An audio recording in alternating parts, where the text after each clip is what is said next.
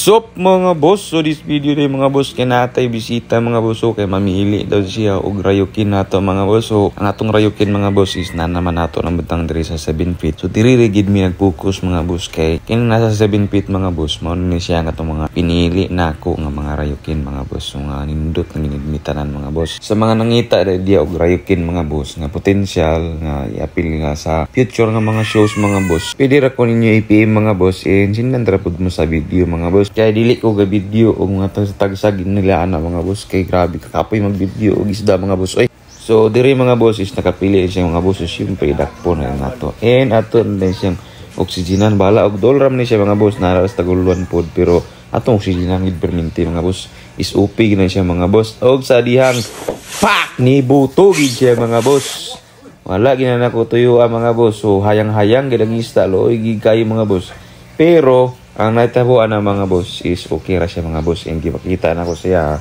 nagisi gid siya ang ikog mga boss, pero kanang tong gisi nga maokey pa siya, dali ra siya mga 2 days 3 days maokey na rin ang isda. So akong gi-explain sa tag-iya and okay ra man pud siya nga kana lang pud yang dalon, wala na siya nag-change kay kana pud yang napili mga boss is gwapo gid siya. So boss, salamat kayo sa tiwala and mga boss diyan lang taman ti koy gani sa see you sa next video. Let's go.